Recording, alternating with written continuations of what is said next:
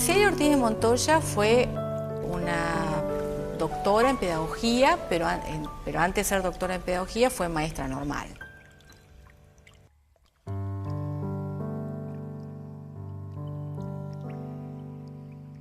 Es una figura, me parece impactante desde el punto de vista, más allá de su trayectoria y de su propia producción intelectual, ¿no?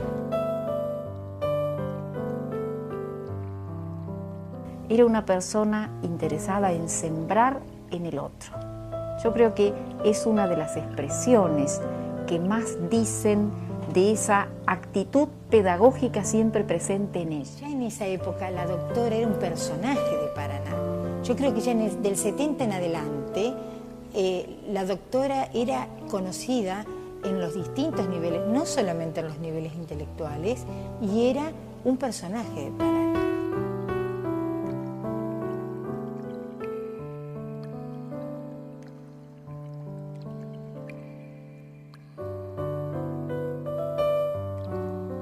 Amaba entrañablemente Entre Ríos y amaba entrañablemente Paraná, la producción de Paraná, la cultura paranaense. Era una mujer muy sociable, prácticamente conocía a todos los grandes y pequeños personajes de su tiempo y todo el mundo la conocía a su vez también, porque era una mujer que siempre estaba ubicada en la primera fila apoyando cualquier manifestación que tuviera que ver con el mundo de la cultura. Era una gran admiradora de la cultura italiana y especialmente de Dante, donde esa expresión sembrar en el otro está tomada precisamente de la Vita Nuova de Dante, que por algo presidía su biblioteca particular. Vuelvo a los libros y a la biblioteca, era un lugar en el cual toda persona que tuviera interés podía acceder. Como anécdotas también de viajes a Europa en los cuales ellos venían con libros y con más libros y con más libros y con baúles de libros.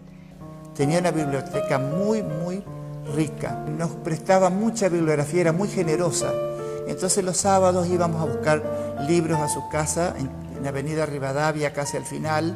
Los que fuimos alumnos de ella, estamos orgullosos de haberlo sido.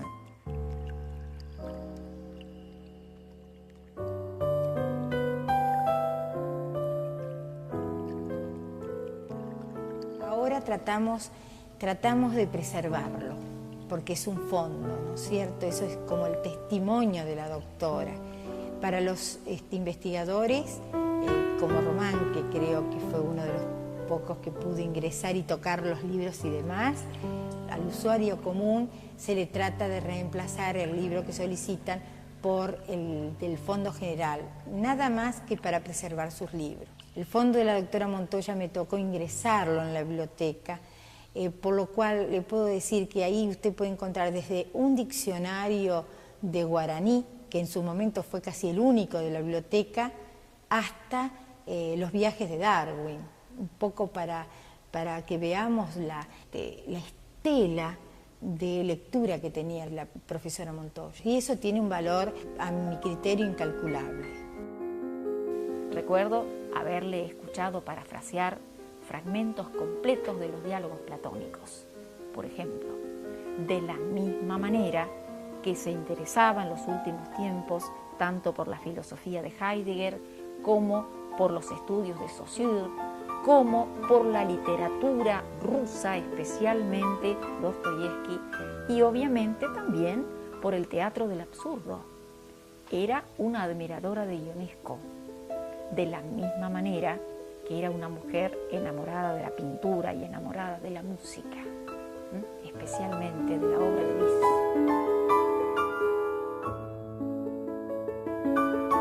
La abuela tenía eso, una fuerza tan consistente, tan solvente en su pensamiento que transmitía mucha paz y mucha suavidad. Con mamá pasaba lo mismo. Era además una mujer muy bella, ¿no? Y entonces tenía esa dulzura, esa frescura para transmitir sus conocimientos de una manera muy particular.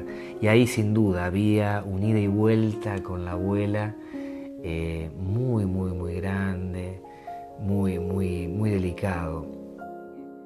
Los recuerdos de la infancia son muy, muy dulces y con una cuestión notable. El ir a tomar el té con la abuela era relevante, ¿no? Era una ceremonia. El corazón de la casa era el patio, sin lugar a dudas, ¿no? El patio con la glillina. Era un rito, regar las plantas. Y ella de cada planta sabía su historia, su relación con la historia del hombre en particular. El tema de los papiros era, yo recuerdo que nos decían, es la única casa que en Paraná tiene papiros. Que uno era chico, bueno, la abuela te tomaba del brazo y te iba como llevando, ¿no? Y ahí había una dimensión del tiempo que cambiaba. Uno perdía la noción de las cosas porque era como dejarse llevar por el agua.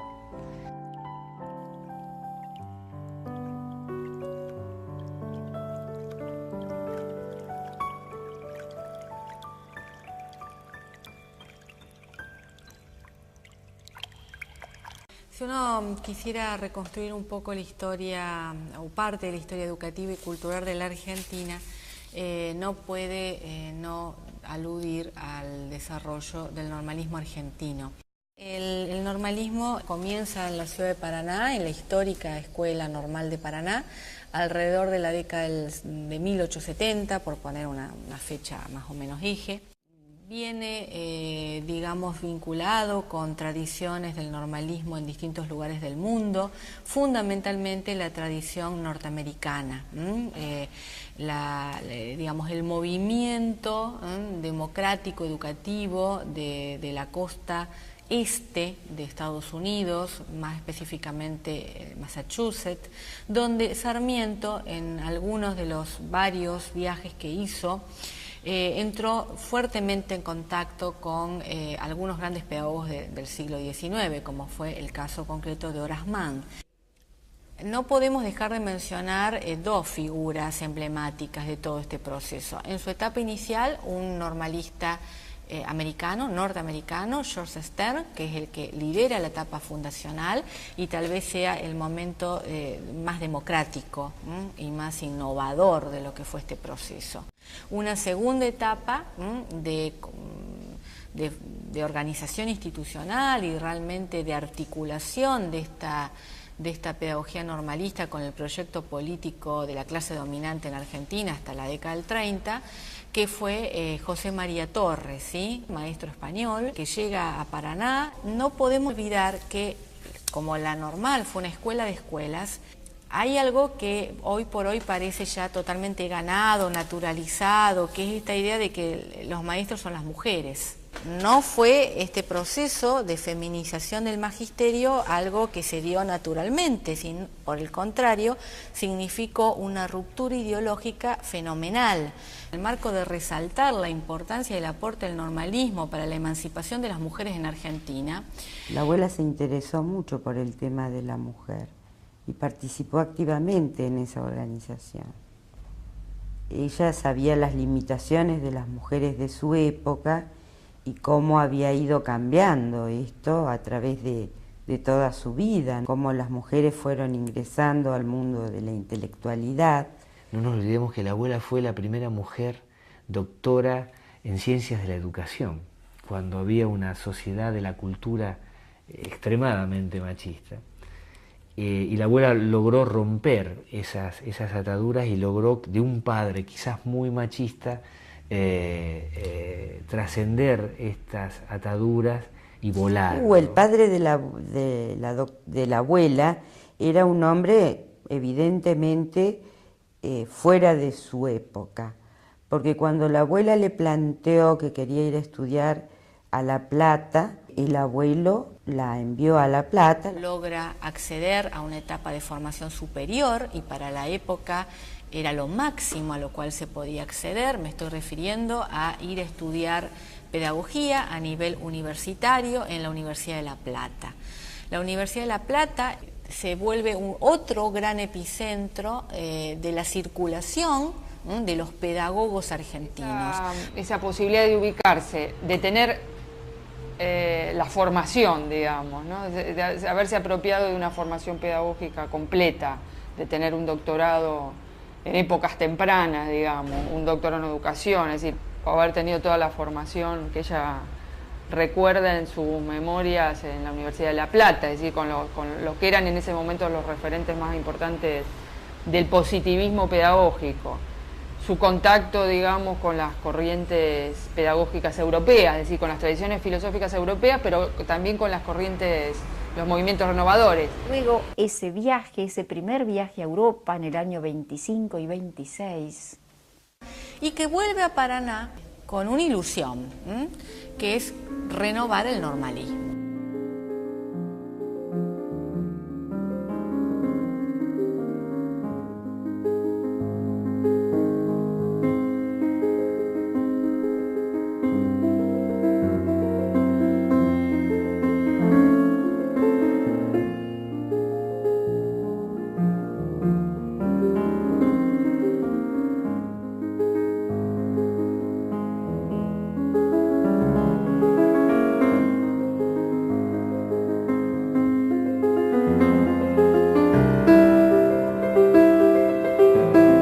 Pensábamos que en la Escuela Normal de Paraná teníamos el sumum de los saberes.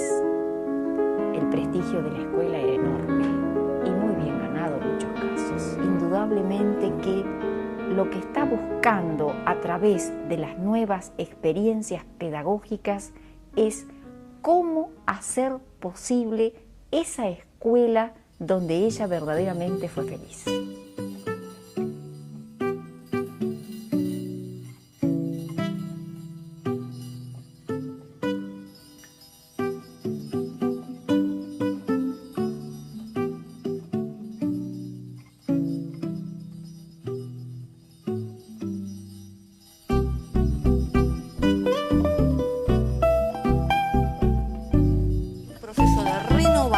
Pedagógica muy fuerte, en gran medida en el propio seno del normalismo. No hay que pensar solamente que la renovación viene por fuera del movimiento normalista, no es así. Viene en la mayoría de los casos desde dentro mismo, porque como toda gran tradición cultural, da lugar a sus propias alternativas, ¿sí?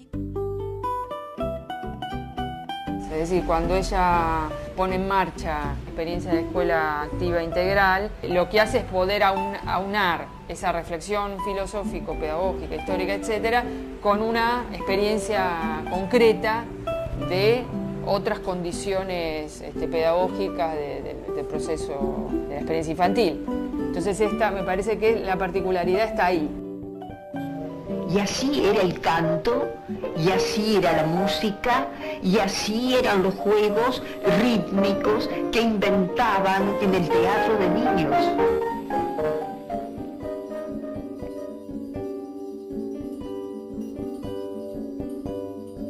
Una estrella fugaz cayó en el jardín. Una estrella fugaz cayó en el jardín, pero su luz se apagó, ay, ay, ay, de mí. Pero su luz se apagó, ay, ay, ay, de ti. Todos pidieron deseos sinceros, todos pidieron deseos enteros, todos. Lo que no se pudo hacer, la innovación educativa que no se pudo hacer en Entre Ríos, sí se pudo hacer por los mismos normalistas, por los amigos de Montoya, por las colegas de Montoya en la costa santafesina. No había maestros de plástica, no había una clase de arte especial. El arte estaba en el vivir cotidiano, porque la sensibilidad estaba en el vivir cotidiano. El gran prodigio inicial de Olga fue conseguir lentamente, poco a poco, que esos maestros comprendiera esos postulados de la educación, se hicieran sensibles a las ideas que ella aspiraba a aplicar dentro de las experiencias en la escuela. Enteros, todos a ella aferraron ideas, pero su luz se apagó, ay, ay, ay, sí, sí. Y en los fugaz de la vida y en el calor del silencio baila triste la leyenda que el pueblo comenta riendo. Una estrella fugaz cayó en el jardín. Una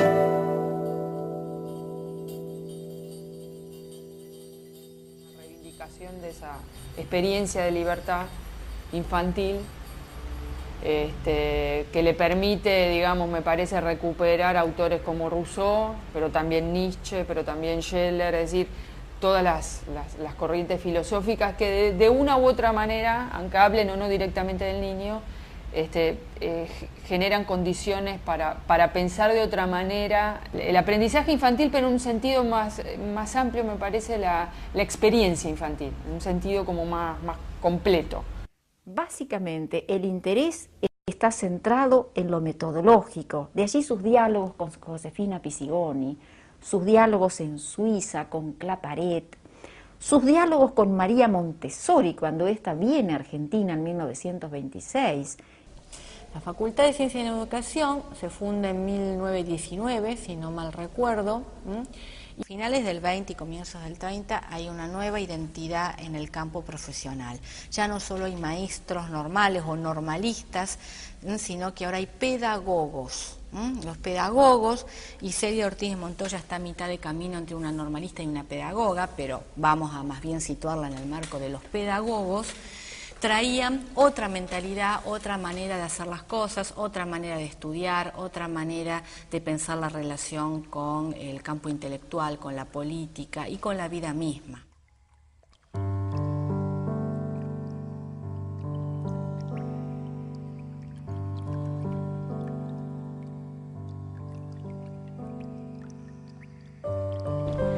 Y ahí la figura de Celia Ortiz de Montoya aparece porque aparece en sus escritos, aparece, digamos, su actuación en la facultad y después su actuación en la escuela normal en los años 30. Y aparece porque inevitablemente sus publicaciones, sus textos, aparecen como una referencia importante. Yo reconozco dos momentos grandes. Uno que podría ser un primer momento donde la preocupación es fundamentalmente didáctica, que avanza hasta entrada la década del 30. Y luego una preocupación más bien filosófica e incluso de fundamentación filosófica de la pedagogía y una época de una gran producción escrita.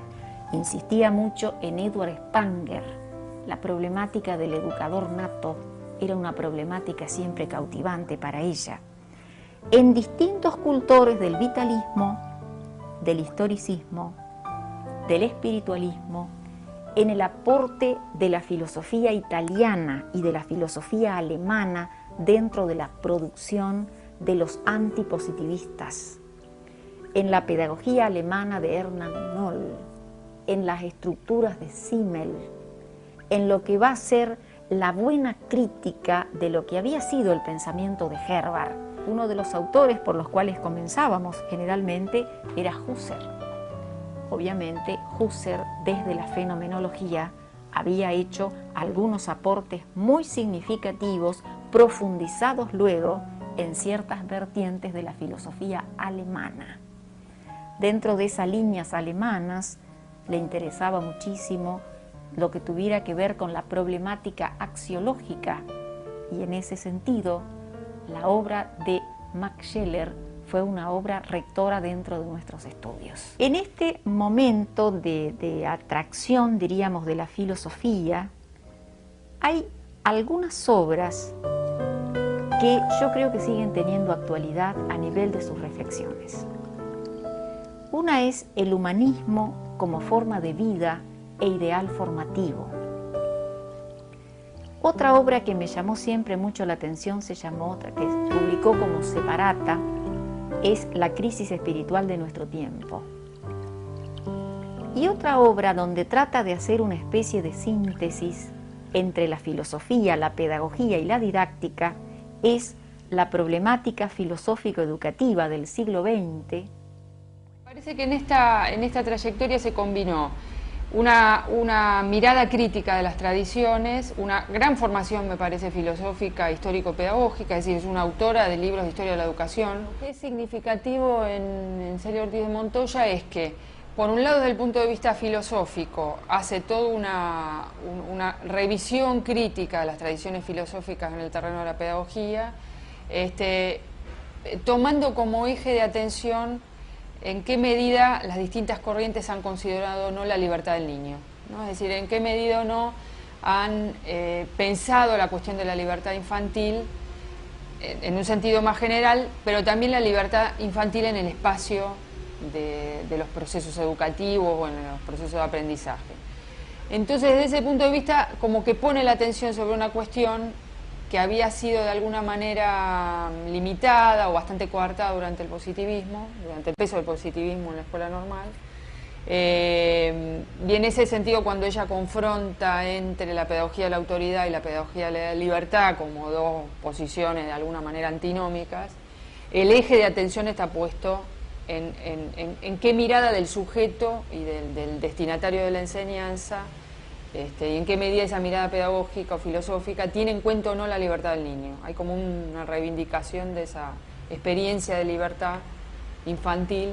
Me parece, lo que me impactó es esta posibilidad de una figura de esta característica de poder pensar el fenómeno concreto de un grupo de niños en el espacio de un aula, ¿no?, tanto como una mirada más general y más compleja y más estructural del sistema educativo, digamos, de la dimensión política del fenómeno educacional, las tradiciones, las figuras, que no solo han sido olvidadas o dejadas de transmitir su trayectoria o sus textos, sino que generan cierto desconocimiento importante en las nuevas generaciones, ¿no? Han dejado de ser nombradas como referentes importantes.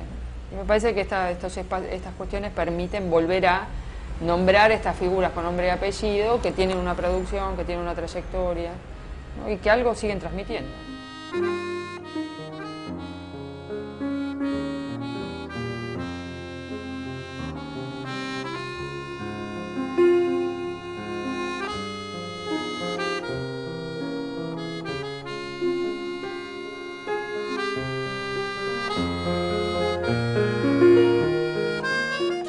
Cuando Montoya intenta llevar adelante en la escuela normal, en el jardín de infantes, su experiencia de renovación, tenemos que a finales de la década del 20 este proceso, este intento de renovación del currículum del normalismo fracasa.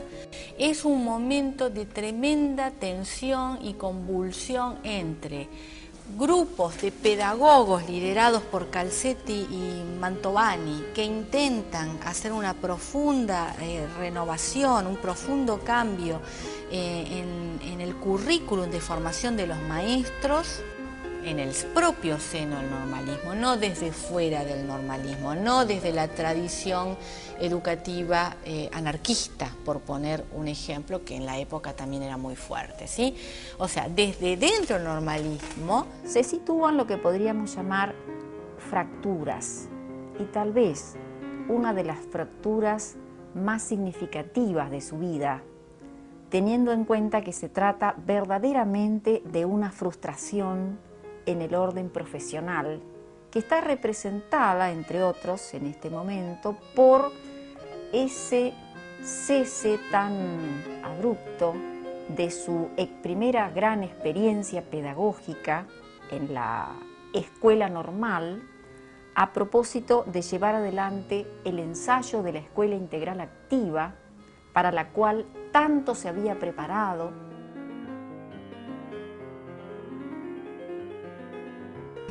No, me quedé pensando en una pregunta que a muchos los que hemos investigado estos temas nos insiste la interrogación, que es ¿por qué fracasó Celia Ortiz Montoya? O sea, ¿por qué fracasó siendo tal vez la persona más indicada para llevar adelante un proyecto de innovación en el seno del normalismo, sin embargo no lo pudo hacer? Y esta pregunta de por qué fracasó Montoya me parece que tiene importancia histórica y política. O sea, histórica porque obviamente es importante reconstruir el proceso, ¿no? Ver realmente en ese momento histórico por qué no pudo llevar adelante su innovación. Pero también me parece que es una pregunta que a muchos intelectuales y maestros nos insiste a lo largo de las décadas, que tiene que ver con las tremendas dificultades cuando uno se propone algún proyecto de renovación cultural. Todo proyecto de renovación cultural, en gran medida, al menos para sus propios actores, fracasa. Sebastián Román ha estudiado bien ese periodo y lo que significó ese intento de renovación. Más allá de que Montoya algo logra hacer, y tal vez no poco, aunque fue una actividad casi clandestina, llevada adelante en los espacios marginales de la propia escuela, y de la cual muy pocos se enteraron porque hubo una campaña para silenciar lo que fue ese intento de renovación. Sin embargo, avanzado el golpe del 30 y cuando las fuerzas más conservadoras y reaccionarias ya se apoderan de la dirigencia de la educativa de la región, bueno, ella tiene que abandonar su proyecto. Entonces, volviendo a la cuestión o a la pregunta inicial de por qué fracasó Montoya, teniendo en claro que era la persona más autorizada, era la persona que era, digamos, pertenecía al seno del campo entrerriano normalista, si no era ella, ¿quién lo iba a hacer? Pareciera que si no era ella no lo iba a hacer nadie. Y de hecho, en la costa del Paraná, que tiene que ver con la provincia de Entre Ríos, nadie más lo pudo hacer. El peso importante de los movimientos conservadores a nivel cultural y educativo en la Argentina, que bueno, décadas luego dan lugar a las peores corrientes del nacionalismo conservador y la educación de la dictadura militar de 1976 es heredera de esta tradición educativa autoritaria. Hay un núcleo que uno puede ver a lo largo del tiempo, de continuidad, de personas, de ideas, de instituciones. Quiero decir con esto, no hay que minimizar la fuerza conservadora de los discursos y de los sujetos.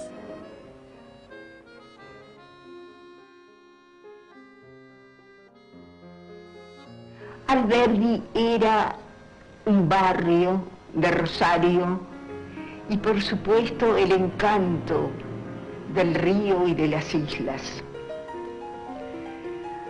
Aquí en el barrio había una escuela importante, que era la escuela Dr. Gabriel Carrasco. Y ahí tenemos básicamente en la ciudad de Rosario y en el sur de Santa Fe y en otra ciudad clave que es Rafaela, el desarrollo de estas alternativas pedagógicas, escolanovistas, de escuela nueva, de escuela activa, que, bueno, desgraciadamente Montoya no pudo liderar, pero que sí otras maestras, otras mujeres pedagogas de la época, como Dolores Dabat, por poner solo un caso, o como las Cosettini o tantas otras, sí pudieron llevar adelante, pero ahora en la costa de Santa Fe. Esta experiencia duró 15 años, desde 1935 a 1950. La experiencia cesó por decreto. Que Olga Cosettini había sido exonerada de su cargo por razones de tipo político del momento. ¿Por qué se acaba todo? ¿Por qué no sirven las experiencias de los demás para conducir eso a un plano más alto, más acorde con la sociedad y con los hombres? Resulta siempre peligroso abrir los ojos a alguien para que se encuentre con la verdad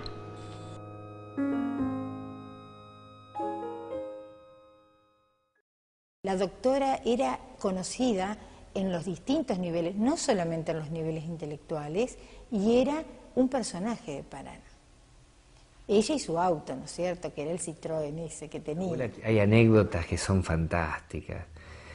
Aprender a conducir, a manejar un auto de grande. A sus 83, 82 años tenía un Citroën color amarillo, brillante. El bendito Citroën amarillo.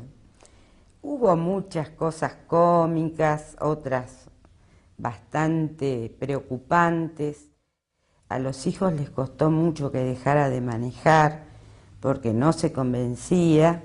A ella le daba mucha independencia. Cuando ella iba manejando el Citroën amarillo, los que iban atrás hacían cola, porque no sabían para qué lado iba a doblar.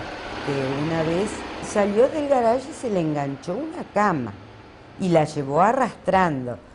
Hay una anécdota que es increíble. Tenía un gran estacionamiento en su casa.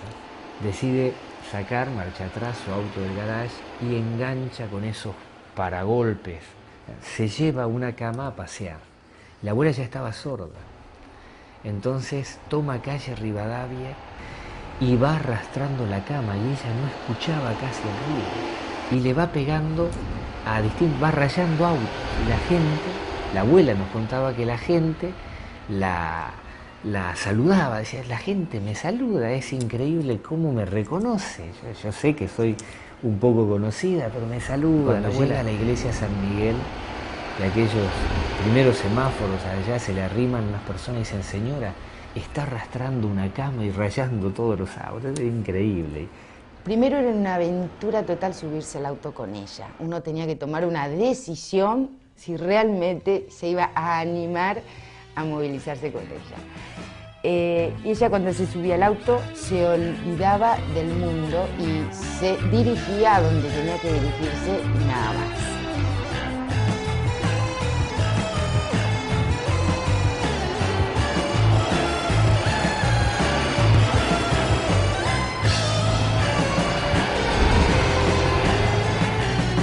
Era muy coqueta para dar clases, iba siempre de negro, muy bien peinada, de collar, de perlas, siempre indefectiblemente, y de pulseras. Trasladaba con un Citroën que lo dejaba estacionado en el profesorado sobre calle Corrientes y lo dejaba, por ejemplo, encendido y bajaba a dar clase. Era muy distraída, es decir, le decíamos, doctora, vino con los zapatos cambiados, y se miraba y seguía dando clase. Prestaba poca atención a las cosas habituales. Y una vez fue al instituto con zapatos de distinto color, pero una vez le pasó algo mucho peor. No sé por qué estaba muy apurada, se puso el tapado y marchó al instituto.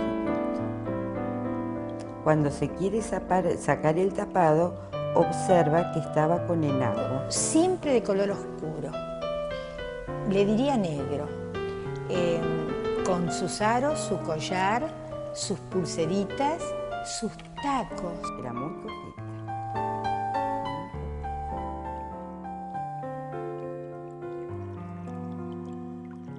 Compró una máquina de reírse.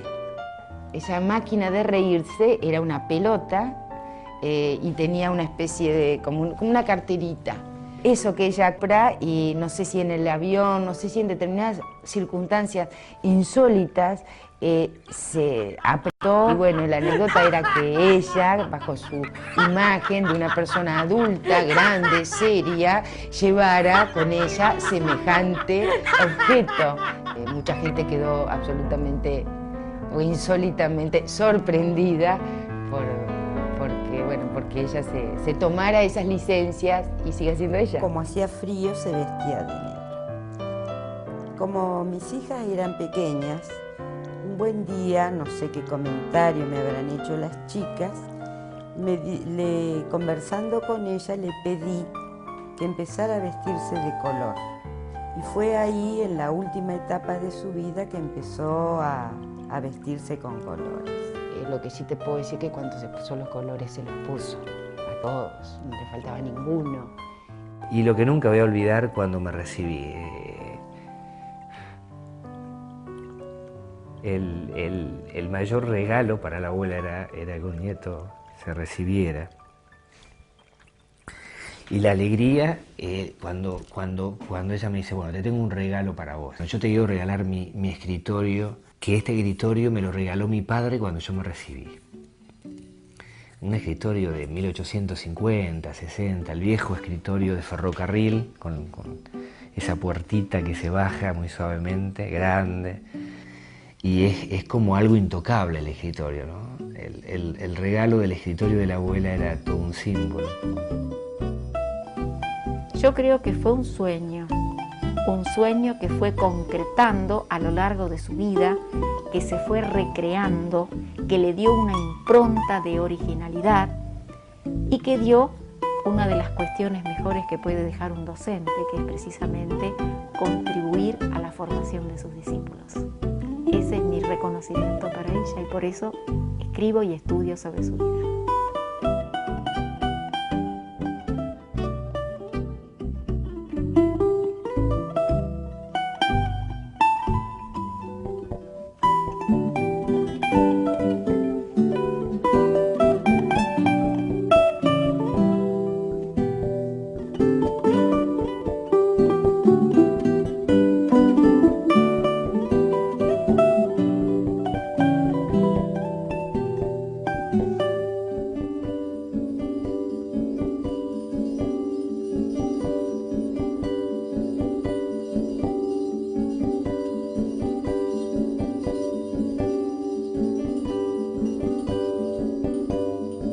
Una estrella fugaz cayó en el jardín. Una estrella fugaz cayó en el jardín,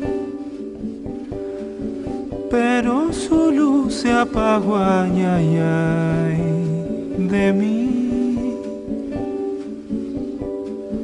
Pero su luz se apagó, ay, ay, ay, de ti.